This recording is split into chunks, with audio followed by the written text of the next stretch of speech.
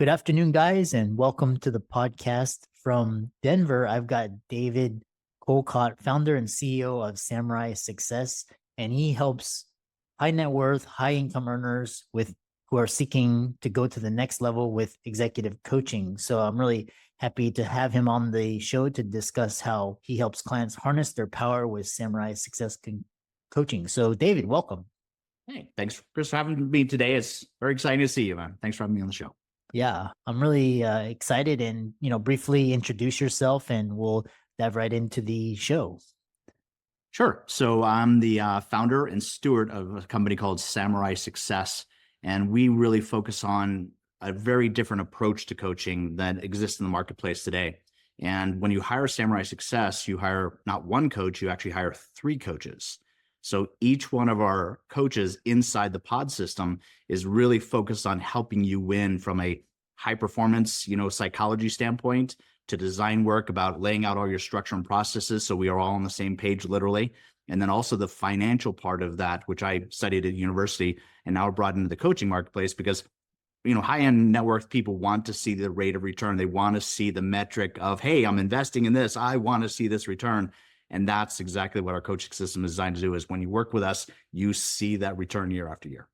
Yeah, interesting. And so, we'll get right into it. And, there's, coaching and life coaching, executive coaching has been around. So what is, why Samurai Success, and what makes you unique? So when we started this 27 years ago, if you can believe that, October of last year was our 27th year. Coaching wasn't a big thing. As a matter of fact, when I started introducing myself as a coach, Chris, it was like, people were like, baseball, football, what are you talking about here? So as prolific as it is today, we were pioneers of the beginning, and then no one even associated business coaching and personal coaching. What is all this stuff? That's what you have friends for, or my wife or my husband or whatever it is.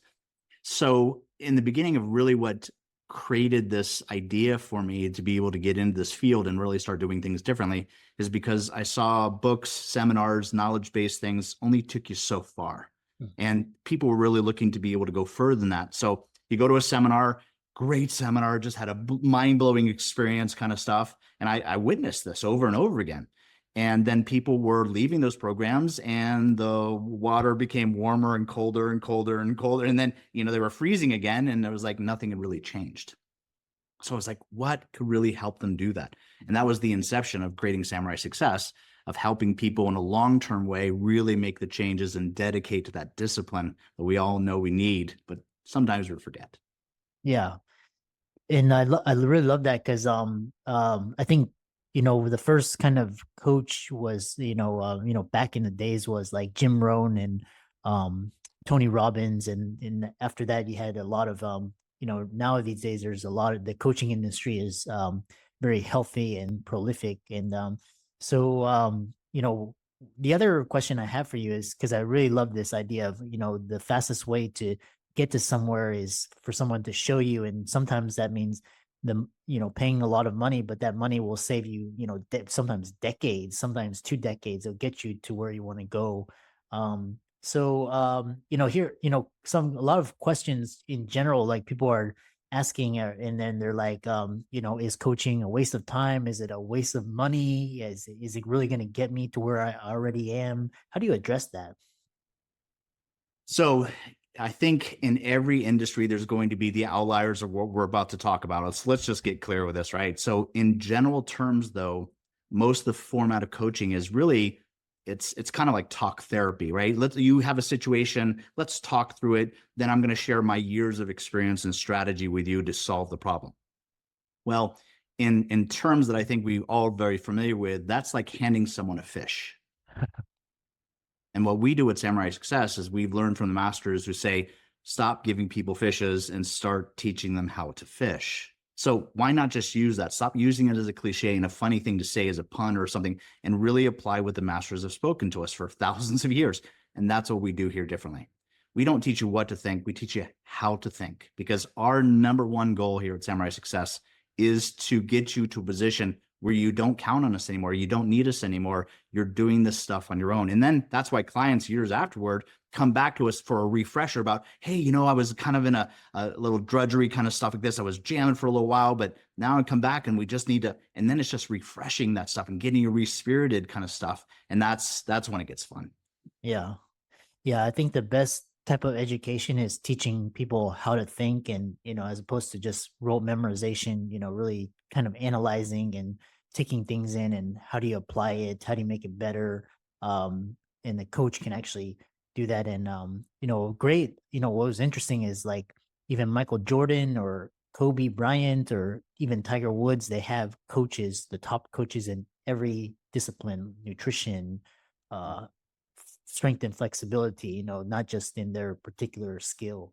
Um, the other question I have for you is, so one thing is you talk about people plus process is profits. And so, talk about the people part and how that equates to profits.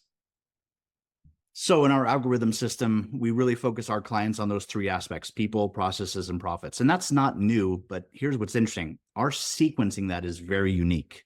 There's actually other coaches out there that have those same algorithms, but they usually put profits first, and then they put processes and then people last, or somewhere mixing those up.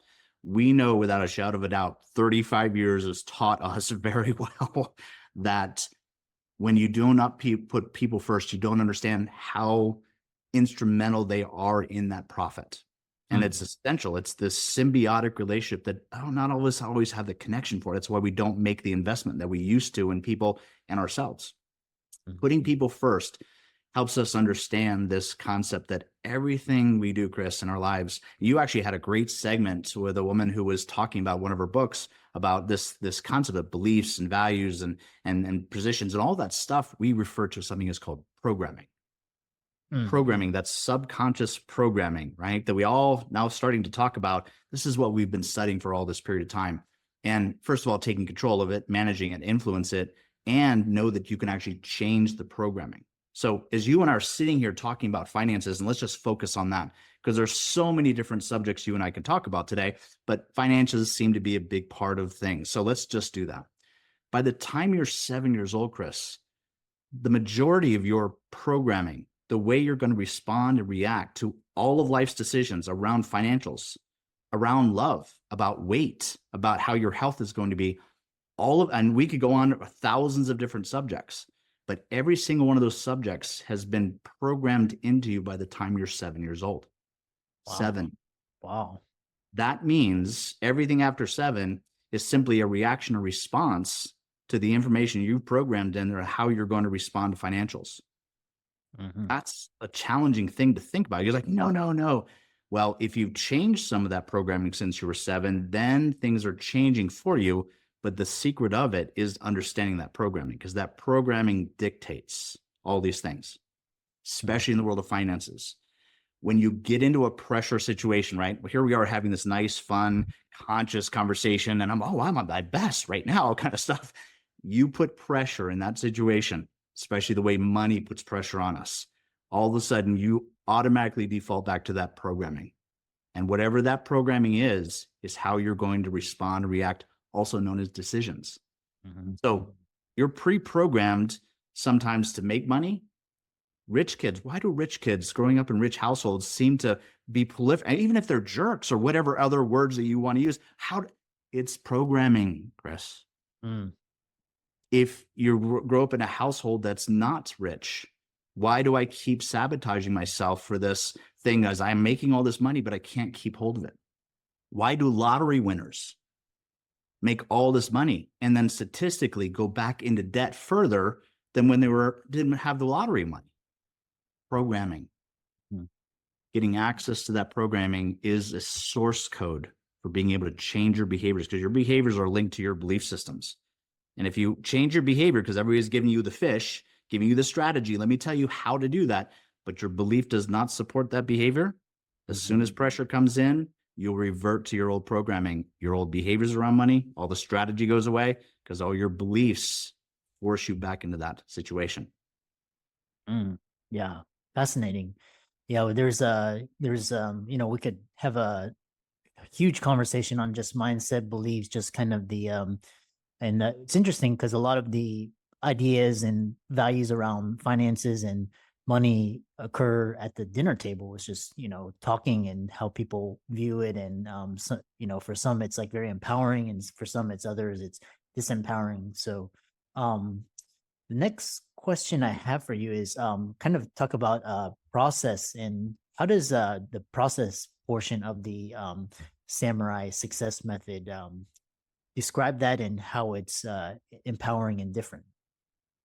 So it's interesting because you mentioned mindset, right? So the three things that go together with that: mindset, skill set, tool set, right? Unfortunately, we focus too much on the tool set here in America, right? We're always looking for ChatGPT to solve the day and everything else like that.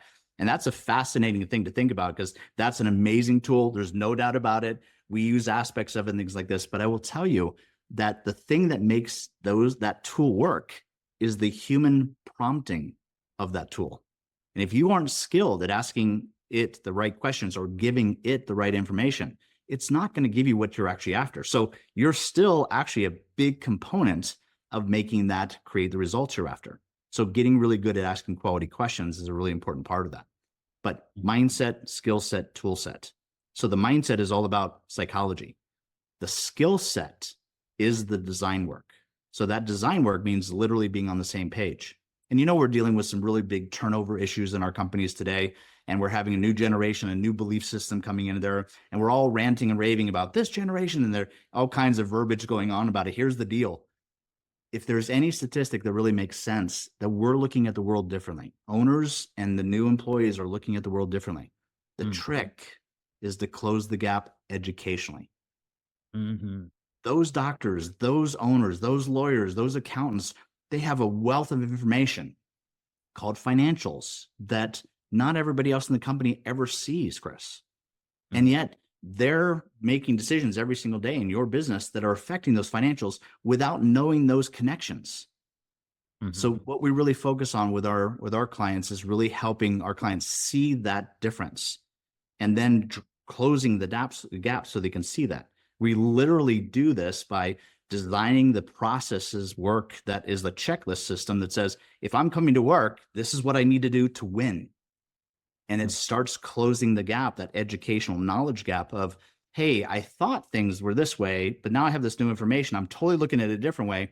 And it empowers me as an employee to be able to start doing things differently.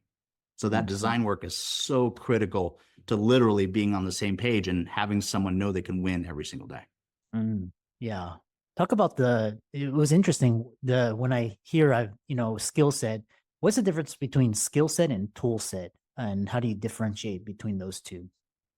So skill set has everything to do with your personal behaviors, typically called characteristics, characters, the things you're doing unconsciously kind of stuff. Those are really the skill sets. And we can improve those skill sets. But the skill sets are tied to the mindset. And that's what we disassociate from. We have to understand something, we have to chunk it and separate it. But to really comprehend something, we have to bring it back together. So your ability to change your behavior is a ability of dealing with capacity or capabilities. And those key things are really to go along with skill set. You can learn a new skill set, but you have to change the programming to support that skill set. Challenge with going immediately to the tool set, right, is that you haven't changed your belief systems about that tool set and you won't support it long term. Interesting. Yeah, that makes more. It's interesting, that distinction. So another question I have for you is, what it sounds like you have a lot of you drew from a lot of Eastern philosophical influences, and so what about samurais or the Eastern philosophy or appealed to you and your coaching and your methodology? So interestingly enough, when I was actually in the sales game, much younger in my life, I ran into a book called Samurai Selling. And in that book, it introduced me to this concept of what samurai loosely translated means, which means in service of others. So our company's name really is in service of your success. That's Samurai Success. So that integration into this reminds us who we are and what our purpose is, what our mission is, to be of support of you. And that's the way we work as coaches, is that you really aren't coming to us for our advice. We need to figure out a way to get the hell out of the way so we can really be of service to you. That's why we work so much on this programming concept, right? Because if I'm just having a conversation with Chris and I'm just waiting for my time to talk, like I've got an idea, I'm not listening to anything else, I'm not really being in service to you, man. I'm just talking. We're just having a communication or whatever we're doing. As a matter of fact, we're just having a singular dialogue, a monologue. I'm just talking to me. And so many of us do this. We're not really helping each other. So to really be in service, this is why it's so important to understand the samurai concept. Now, I've also been studying the art of the samurai for the last 25 years on Aikido. So that has a lot to do with it as well. Yeah. Yeah. And I really, yeah, there's a lot of interesting influences, especially Eastern philosophy, Buddhism, and different martial arts that you can apply in especially Western cultures and Western ideals. So moving on, can you for example, you mentioned there's a new type of client. There's millennials and Gen Z, and it's a totally different mindset, had total different value and belief. So how are you adapting to this new shift in generational differences and ways of thinking in your coaching? So the big challenge, of course, is that the main difference between the generations, the owners typically, and then the working for the labor force, is that they have a different priority of life. And for most of us, our identity was so wrapped up in us building this empire and making money and having material things. And they've learned from us that's not how it works. And they're actually a pretty smart group of people when you really step back and go, this whole generation looks at the world completely different. They want to have something different. They want to have the experiences of life, Chris, not the material things of life. As a matter of fact, they find those things just as we have experientially, is that they weigh us down, that the things that we own eventually start owning us. And they don't want any of that crap. Mm. So it's a really interesting thought experiment that you got to do with this that says, and by the way, as an entrepreneur, we're designed for this, right? We're here to solve problems. Here's the big problem of the next 25 years. This is not going away. This labor force, this generation is going to have to be the thing that's going to supply this labor for us. So how do we solve the problem? Well, then you have to understand they're looking at it from a different thing. They want to come here, they want to make some money, and they want to get on with their life and go have life give them experiences, not work. Okay, solving the problem now. If I only have an employee whose intention and engagement is only going to be for a shorter period of time, then I've got to do something as a business owner to bring everything I can to keep them as focused as possible. And that is where that design work comes in again, that structure comes in. Because if my employee comes in at 8:05 and leaves at 4:30 rather than 5 o'clock, right, kind of stuff, then how do I make that time the most effective and efficient? Then I structure and design their job so that they walk in and they know, boom, 8:05, this is where I can start. And if I'm finished at 3 o'clock, it's okay because that process is connected to the process in the cubicle next to me. And all around that organization, I've built a system of processes that allows each person to be efficient at their own level. And then they can move up based upon, hey, you're doing really well with this amount of processes. We can add this to it. We can raise the rates. And you let your team rise to the top and reward those folks. But for the rest of them who just want to have the paycheck, structure your business as that. Interesting. And how does executive coaching fit into this era of remote hybrid work and kind of, this idea of the corporation? A lot of people are transitioning into more solopreneurs, entrepreneurs, business owners. So, and you mentioned this labor force, almost dwindling. And then also we have AI coming as well, which is going to be a huge component of the labor force. So how does executive coaching fit into all of this changing dynamic? That's an interesting thing because when you start taking a look at that as a coach, as an owner of a company that's been spending, counting on this time frame, you can actually get freaked out with AI a little bit because it's taking. Okay, slow down, David. What's really going on here? And when I started really doing that a number of years ago, I realized that there's many jobs that AI is not going to replace. And guess what? This human interaction thing, isn't something that AI currently does. Maybe later on with quantum computing and AI conversations, great.